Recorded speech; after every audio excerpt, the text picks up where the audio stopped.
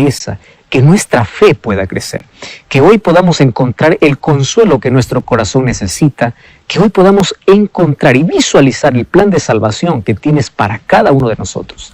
Consuela aquellos corazones que están destrozados por los problemas, por las pérdidas.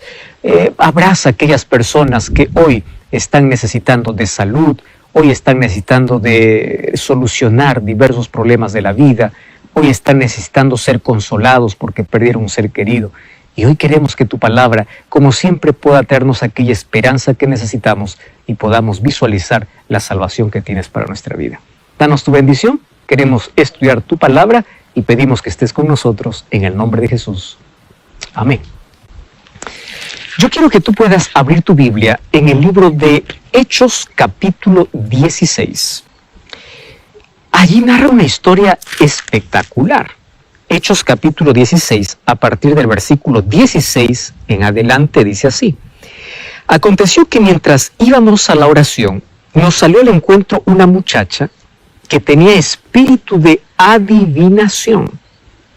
Es un espíritu que hasta hoy muchas personas dicen tenerlo, ¿verdad? Aquellos que adivinan el futuro, la cual daba gran ganancia a sus amos adivinando. Esta, siguiendo a Pablo y a nosotros, daba voces diciendo: estos hombres son siervos del Dios Altísimo, quienes os anuncian el camino de salvación. Y esto lo hacía por muchos días. Mas desagradando a Pablo, este se volvió y dijo al espíritu: te mando en el nombre de Jesucristo que salgas de ella, y salió en aquella misma hora. Pero viendo sus amos que había salido la esperanza de su ganancia, prendieron a Pablo y a Silas y lo trajeron al foro ante las autoridades. Y presentándolos a los magistrados dijeron: estos hombres judíos alborotan nuestra ciudad, enseñando costumbres que no es lícito recibir ni hacer, porque somos romanos. Y se agolpó el pueblo contra ellos, y los magistrados, rasgándoles las ropas, ordenaron azotarles con varas. Quiero contarte un poquito cómo se desarrolló esa historia. Pablo estaba en su segundo viaje misionero acompañado de Silas. ¿A dónde fueron? A Filipos. Filipos estaba a unos 16 kilómetros del mar Egeo.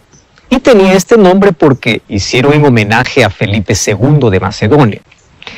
Allí en Filipos había un local de encuentro fuera de la ciudad. Allí se reunían un número grande de mujeres a las márgenes del río. Allí es donde llegaron Pablo y Silas para poder predicarles acerca de quién es Jesús. La Biblia dice que una de las mujeres que escuchó ese mensaje era Lidia. Lidia era de Tiatira, que fue para Filipos para vender tejido de púrpura. Y Hechos 16:14 dice que Dios le abrió el corazón para entender las cosas que Pablo decía, y pues se tornó la primera europea convertida al cristianismo. ¿Qué cosa sucedió? Ella fue bautizada, y no solo ella, sino todos los de su casa. Allí acontece entonces esta historia. Pablo y Silas comenzaron a enseñar el evangelio en Filipos, y bueno, transformaron allí su hábito de encuentro con los judíos en un lugar específico para poder orar todos los días. Un día, mientras ellos iban a la oración, dice que les salió al encuentro una joven esclava. No sabemos su nombre.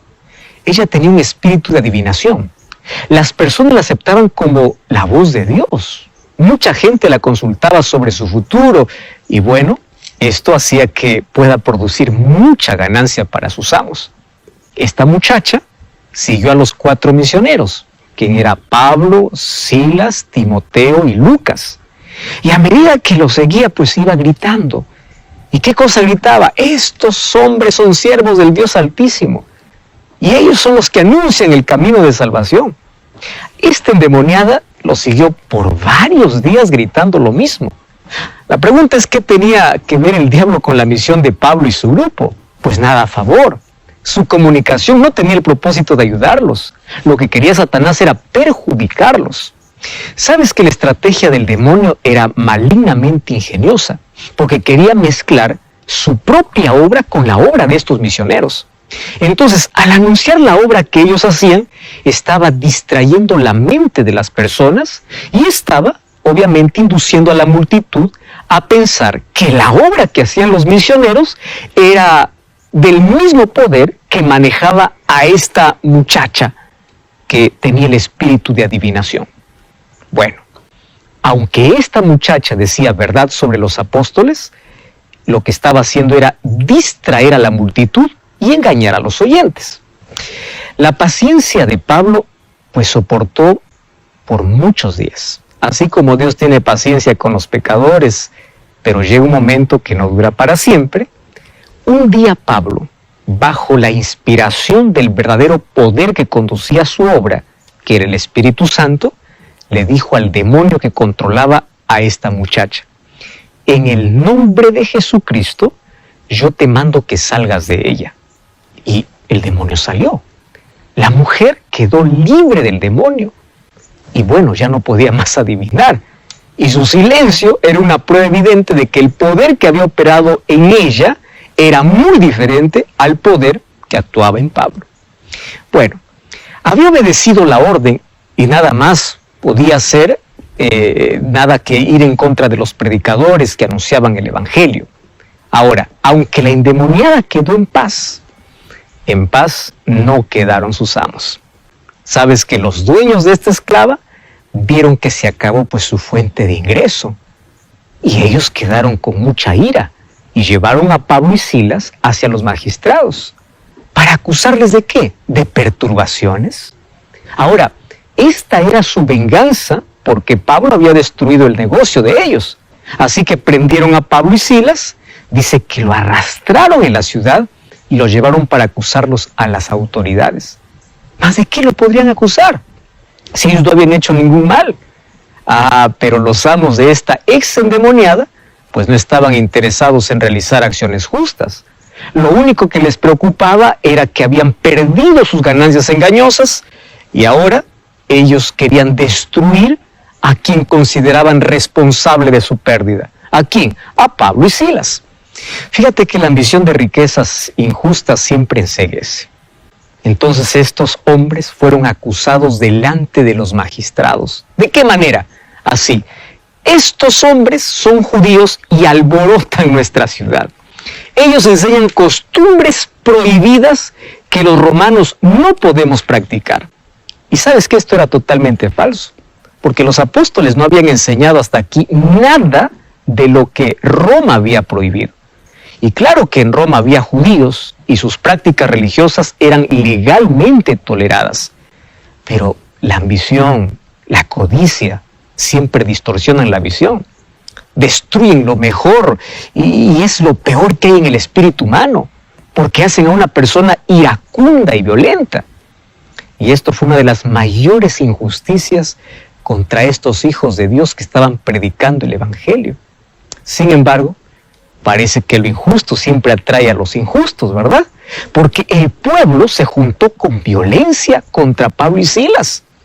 Ahora, solo porque algunos emitieron algunas acusaciones que ni siquiera habían probado, ahora todo el pueblo se fue en contra de Pablo y Silas, y esto parece increíble. La misma reacción también ocurrió con los magistrados. ¿Cómo es posible? Dice que ellos rasgaron sus ropas y rasgaron las ropas de Pablo y Silas. ¿Y qué hicieron? Los mandaron a azotar con varas. ¿Sabes qué es increíble? Que un pueblo de leyes justas, desde su fundación del año 753 a.C., Roma, que siempre se había regido por leyes escritas que más tarde se convirtieron en la base legal para todos los códigos desarrollados en las naciones del Occidente y de muchas naciones del Oriente, ahora estaban actuando con injusticia. ¿Qué pasó? ¿Qué cosa pasó con la tradición de ese pueblo justo? Pues lo de siempre. Las leyes pueden ser justas, pero las personas son muy injustas. Y qué paradoja, ¿verdad? Pablo y Silas, por haber restaurado a una poseída del demonio a su sano juicio, eran tratados con injusticia por un pueblo que tenía leyes y se iba a matar, pensando que los presos habían huido. Mas Pablo clamó a gran voz diciendo: no te hagas ningún mal, todos estamos aquí. Entonces él, pidiendo luz, se precipitó adentro y temblando se postró a los pies de Pablo y Silas y sacándoles les dijo: señores, qué linda pregunta, ¿qué debo hacer para ser salvo? Y ellos dijeron: cree en el Señor Jesucristo y serás salvo tú y tu casa. Y le hablaron la palabra del Señor a él y todos los que estaban en su casa. Ya te fijaste en la escena, con las espaldas sangrando, siendo tratados de la manera más injusta, fueron colocados en una celda, allá en la última celda donde es imposible escapar. Y para poder asegurar, para que estos no pudiesen escapar, para que estos no pudiesen huir, pues colocaron sus pies en el cepo.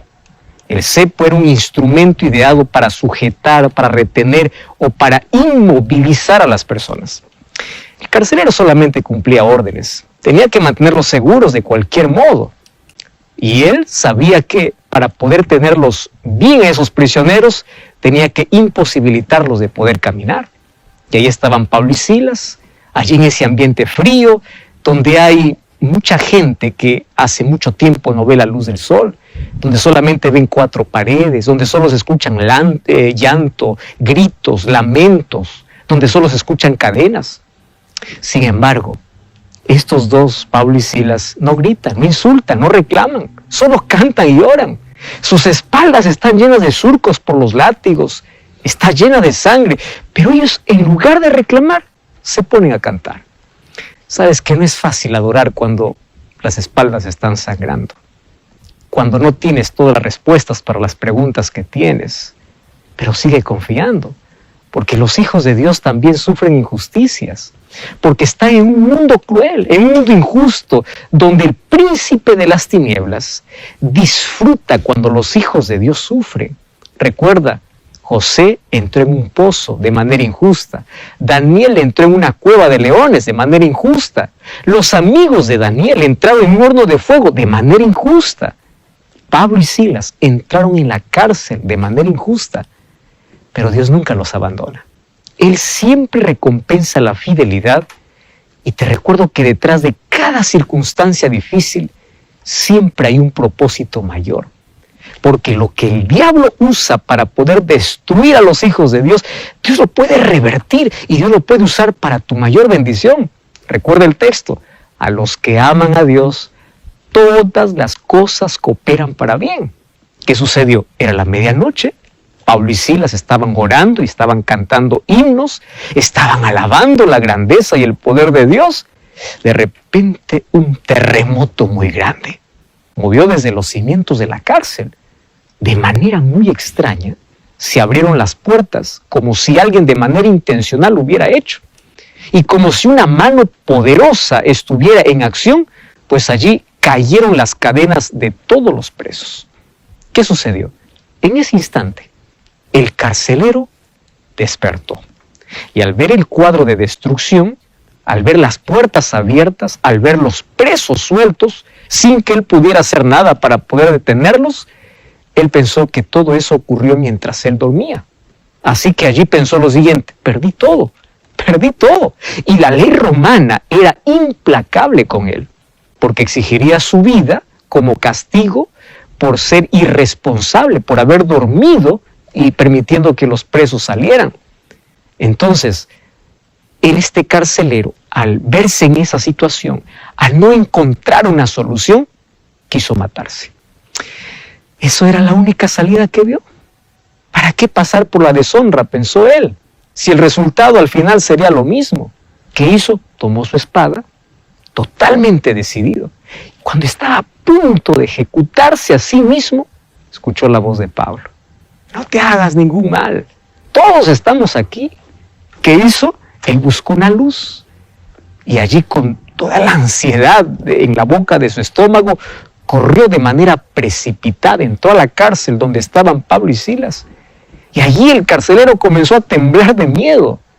Pero una actitud interesante: se postró delante de extraños prisioneros. Pero él sabía que enseñaban ellos el evangelio. Él sabía de que estos prisioneros no protestaban por la injusticia, aun cuando de manera injusta fueron azotados. Él sabía que en la incomodidad de la prisión cantaban alabanzas a Dios. Cuando el terremoto los había dejado libres, no solamente estos quedaron en la prisión, sino cuidaron de los otros presos para que ninguno escapara. Claro, tantas evidencias había de que estos eran hijos de Dios. ¿Sabes qué? En un instante, pasó del terremoto al temblor de todo el cuerpo de este carcelero. Temblor que no podía controlar, de la agitación por el terremoto a la agitación de su corazón. Y fue movido al arrepentimiento, a la búsqueda de la salvación. Dice el texto que lo sacó de la cárcel y les hizo la pregunta más linda que todos tenemos que hacer. ¿Qué debo hacer para ser salvo? No era necesario aquí un discurso. Por lo visto el carcelero ya sabía todo. Fuera porque él mismo habría escuchado alguna predicación de ellos en la ciudad o porque alguien ya le habría contado acerca de quién es Jesús. Ahora, por otro lado, yo encuentro que este hombre era muy sincero, que estaba dispuesto a hacer todo lo que le mandaran. Entonces, con mucha sencillez, aquí Pablo y Silas le dijeron, cree en el Señor Jesucristo y serás salvo tú y tu casa. ¿Y sabes qué hicieron? Los llevó a casa, curó sus heridas, los atendió de la mejor manera posible. Y mientras ellos hablaban de la palabra de Dios, no solamente el carcelero se entregó, sino también toda la familia. Dice que puso ahí una mesa servida para poder celebrar su nueva vida, su nuevo nacimiento. El texto dice que se regocijó con toda su familia por haber creído en Dios. Había pasado del temor al regocijo, de la incredulidad a la fe, de la muerte a la vida eterna. ¿Todo por qué? Por una acción, creer. Y a mí me encanta porque allí el versículo 33 dice que enseguida se bautizó él con todos los suyos. Porque esto es realmente creer. ¿Qué cosa es creer? No es solamente un conocimiento superficial. Creer no se trata de decir, yo creo que Dios existe. Involucra otros aspectos, también el aspecto actitudinal. ¿Cuál es tu actitud en relación con aquello que crees? Tú sabes que Santiago 2:19 dice, el diablo también cree, el diablo también tiembla, pero no se arrepiente. Es decir, de nada sirve que tú digas, yo creo en Dios, pero no hay una acción que pueda respaldar o acompañar aquella creencia que tú tienes. ¿Qué tipo de creencia tú estás teniendo en la vida? Y es interesante que aquí el texto dice que cuando ellos creyeron en Jesús, ellos fueron bautizados. ¡Qué impresionante! Porque el bautismo es la demostración pública de aquello que aconteció en silencio en tu corazón. En silencio tú puedes aceptar a Jesús. Tú puedes decir, yo acepto a Cristo en mi vida. Nadie lo puede saber. Pero es imposible que tú realmente ames a Dios y sigas manteniendo en secreto tu relación con Él. Una de las maneras más lindas de poder expresarlo es pasando por el bautismo. El bautismo es un símbolo de una entrega, un símbolo de un compromiso, un símbolo de lo que realmente significa creer. Y mira, este carcelero no escuchó muchos discursos. No escuchó muchos sermones. Claro que él ya tenía el conocimiento acerca de Jesús. No es que él creyó en la nada, porque el conocimiento de Cristo también se basa en un conocimiento bíblico. Sin embargo, él estaba dispuesto a hacer todo, absolutamente todo, porque Dios le había salvado la vida. ¿Cuántas personas se encuentran a Cristo en la hora más oscura de su vida? ¿Cuántas personas se entregan a Jesús cuando lo han perdido todo? En el caso del carcelero, lo que ocurrió es que él pudo ver la mano de Dios actuando a su favor. ¿Y de qué manera lo vio? Pues recuerda que él había pensado quitarse la vida. Y estoy hablando para ti que más de una vez ya intentaste quitarte la vida. Tú ya tenías todo planeado, pero algo intervino. Y mira, el mensaje también es para ti, para que tú puedas pasar de la desesperación a la esperanza, de la muerte a la vida. Dios hoy puede romper las cadenas que te están prisionando en el corazón. Dios puede hoy darte libertad. Dios puede hoy cambiar tu vida para siempre. Ahora, todo lo que tienes que hacer es creer en Él, porque aquel que cree camina con Él y lo demuestra con acciones. En este caso, como el carcelero y su familia, él y toda su familia fueron bautizados. Sabes que esta es la acción que nos lleva a la salvación.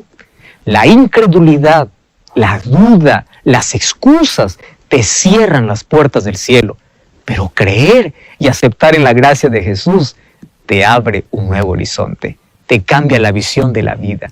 Una de las cosas que me impresiona en la vida de este carcelero es lo siguiente.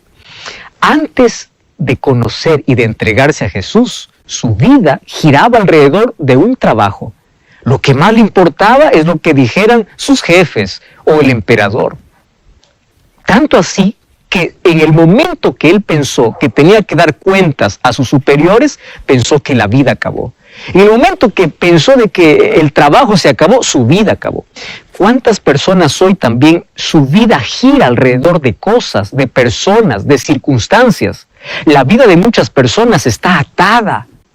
¿A qué? A circunstancias, a situaciones, a dinero, a poder, a riqueza. Termina eso, acabó la vida. ¿Cómo que acabó la vida? Es que tú estuviste aferrado en el lugar incorrecto. Ahora te invito para que tu vida pueda girar alrededor de Cristo, que Cristo pueda ser el centro. Y cuando Él es el centro de la vida, tu visión cambia. Tú podrás perder todo lo que quieras en la vida, pero siempre tendrás esperanza, siempre tendrás fortaleza, siempre tendrás motivación, siempre podrás salir adelante. Eso es lo que Dios puede hacer en ti. En esta historia hay varios detalles interesantes. Sin embargo, también otro punto importante que analizamos es lo siguiente. Dios permite situaciones inesperadas en la vida porque es la única manera de que el ser humano pueda detenerse para poder escuchar su voz. ¿Ya te diste cuenta que mientras el mundo estaba de manera precipitada, corriendo de un lado para otro, haciendo planes a largo plazo, un pequeño virus vino para decirle: espera un momento, tú eres frágil, tú puedes planear lo que quieras, pero tú no conoces el futuro. Tú puedes tener el dinero, la riqueza que quieras, pero no podrás solucionar una pequeña amenaza. Tú eres frágil, tu vida es corta. Mira, las circunstancias difíciles de la vida muchas veces nos lleva a estar de rodillas como este carcelero. Exactamente.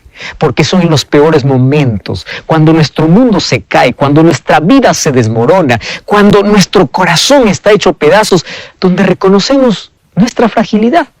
Y cuando reconocemos nuestra fragilidad y nuestra incapacidad, es donde buscamos el poder de Dios.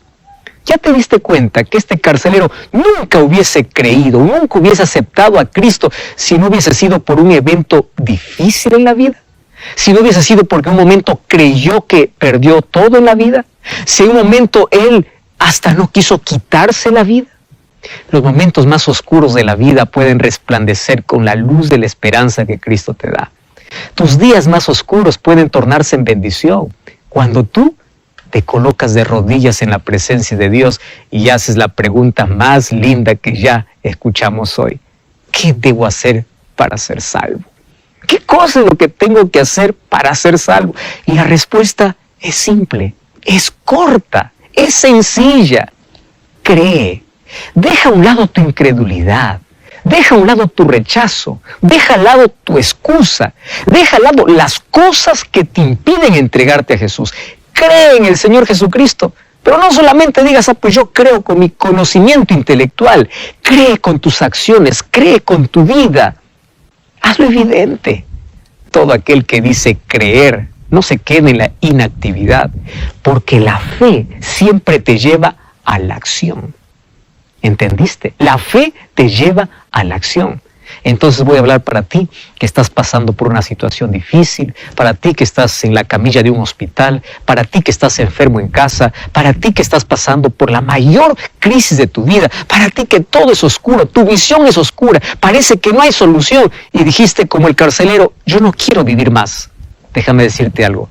Esta circunstancia por la cual estás pasando puede ser el megáfono de Dios diciéndote, yo quiero que creas. Hasta aquí tu incredulidad te llevó lejos de la salvación.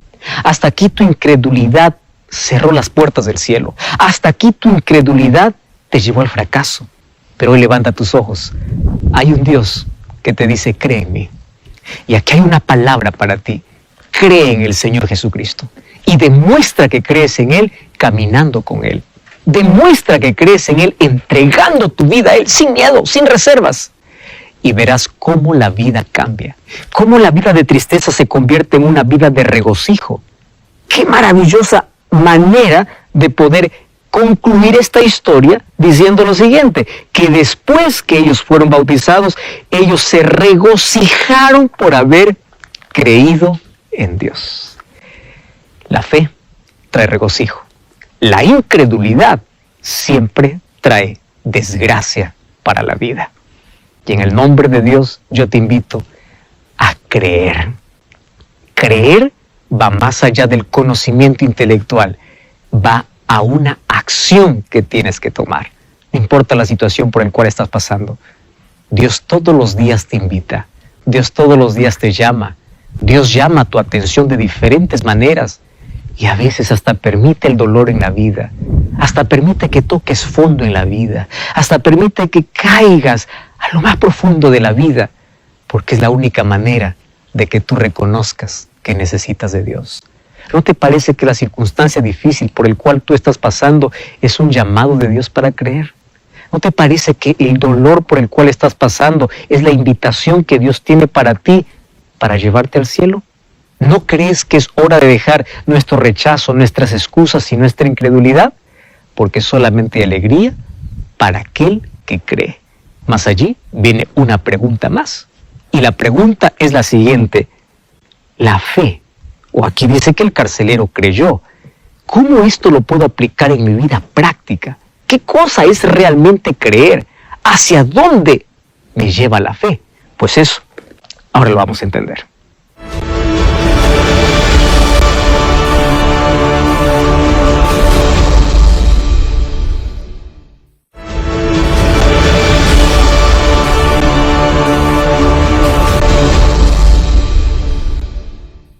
Cuando el carcelero dijo, creo, no era una decisión emocional o irracional, porque la fe no es la crucifixión del intelecto o la crucifixión de lo irracional. ¿Sabes que existe una relación entre el acto de creer y el contenido de aquello en lo que creo? El carcelero fue llamado a creer en una obra específica, en la obra de Jesús. Yo quiero mostrarte que existen tres aspectos vitales de la fe. Número 1, la fe como contenido intelectual, o sea, está unido a la revelación comunicada en la Biblia. Creer en Dios, en un Dios que existe, en Jesús que se encarnó, que vino, que murió, que resucitó y nos dio la salvación por su gracia. Número 2, una fe como aceptación mental. Esto va más allá del saber. Va más allá de saber que Cristo murió en la cruz. Es que yo ahora acepto su sacrificio, lo acepto como Salvador. Y es posible tener una perfecta comprensión teológica, pero aún así no aceptar a Jesús. En la misma situación de Satanás. Él cree, pero no tiene más salvación. Entonces, esto envuelve más. No solamente envuelve lo que yo conozco, sino una decisión. Y en tercer lugar, la fe como confianza. Esto va más allá. ¿Por qué razón? Porque eso te lleva a un relacionamiento vivo con Dios. Ahora, solo es posible relacionarse con Dios mediante la fe. Yo quiero decirte que fe no es estar convencido de lo que es verdad, sino comprometerse con la verdad, vivir la verdad, tener el placer de confiar a tal punto de entregar la vida a Jesús y de caminar con Él. La fe no está separada de las realidades de la vida. Hay muchos predicadores que por allí en el mundo se levantan con fantasías del Evangelio diciendo, cuando te entregas a Cristo no hay problemas, no hay tragedias, no hay enfermedades, que las personas que se entregan a Jesús no sufren. Y no es verdad. La Biblia dice que los hijos de Dios pasan por el valle de sombra y de muerte, pero su fe nunca cae, porque saben de que Dios está con él. Si crees que Dios solamente te prometió una vida de prosperidad, sin dolor, sin tragedias, vas a tener una crisis de fe. Vas a pensar que Dios te abandonó ante el primer problema. Jesús dijo, en el mundo tendréis aflicción. Dios nunca prometió ausencia de problemas. Él siempre prometió su presencia. Por eso dice, no temas. Ahora, ¿qué cosa hace la fe? hace que las cargas del día a día se vuelvan más livianas, hace que podamos tener fuerzas para continuar, aun cuando no entiendas todo. ¿Recuerdas de Job? Él continuó adorando a Dios, aunque no tenía todas las respuestas, aunque no tengas explicación para todas las causas de la vida. Recuerda que siempre tendrás fortaleza, siempre tendrás paz. A veces la fe hará que el mar se abra, otras veces por fe caminarás por encima de las aguas, pero siempre con fe tendrás paz, tendrás consuelo, tendrás fortaleza, tendrás esperanza para enfrentar los sinsabores de la vida. O sea, la fe verdadera requiere de coraje, de fuerza, de fidelidad, y se manifiesta a través de obras, no de palabras.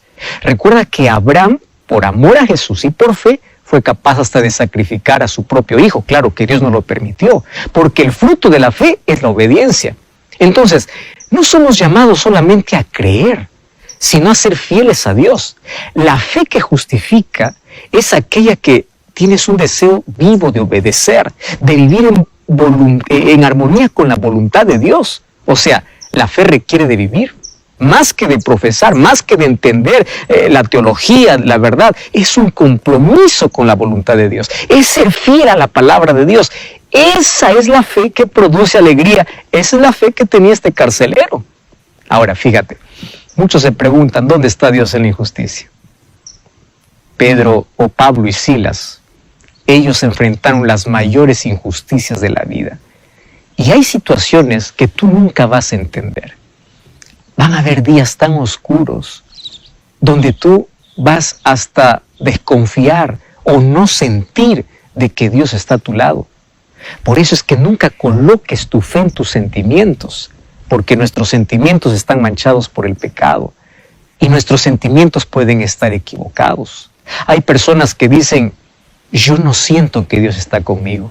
Es que no se trata de sentir, se trata de creer. Creer de que Él está a tu lado, de que Él nunca te abandona. Pablo y Silas pudieron haber allí dicho en ese momento cuando estaban siendo tratados de manera injusta, pues yo no sirvo más a Dios. ¿Dónde está el Dios que me protege? ¿Por qué permite tanta injusticia en mi vida? ¿Pudo haber dicho así? Claro que pudo haber dicho. Cuando entraron a la cárcel, ellos se pusieron a cantar y a orar. ¿Qué motivos hay para cantar y orar cuando hay sufrimiento en tu vida? Eso es fortaleza que nunca lo vas a entender a menos que por la fe confíes completamente en Dios. Y sabes, hoy probablemente esté hablando para alguien que está perdiendo la fe, para alguien que solamente dice creer en Dios pero se desespera ante los problemas, para alguien que tiene una fe débil, una fe quebrada, para alguien que cuando pasa por el fuego de la vida, su fe en lugar de brillar como oro, se hace cenizas como un palo de leña. Sin embargo, hoy quiero animarte a tener este tipo de fe. En primer lugar, la fe de Pablo y Silas. Aunque no entendían las circunstancias por el cual estaban pasando, ellos seguían adorando a Dios. Ellos seguían cantando a Dios. Ellos no dudaron por un instante de que Dios estaba con ellos. No dudaron por nada. Ahora, otra cosa, también te invito a tener la fe de este carcelero. ¿Por qué razón? La fe del carcelero lo llevó a la acción, porque su fe lo llevó a demostrar su amor por Dios. Cuando tú estás lejos de Dios, los problemas pueden ser gigantes, pueden ser mayores, incluso pueden ocultar tu vista de Dios, porque Dios es tan pequeño y insignificante y tú no eres capaz de darle tu vida. Pero cuando tienes fe y por la fe te acercas a Dios, tú vas a ver a Dios en su tamaño real, inmenso, infinito, eterno, soberano. ¿Y qué cosa va a suceder allí? Cuando tú veas la magnitud de su poder, la grandeza de Dios, solamente te vas a rendir. Y eso se consigue a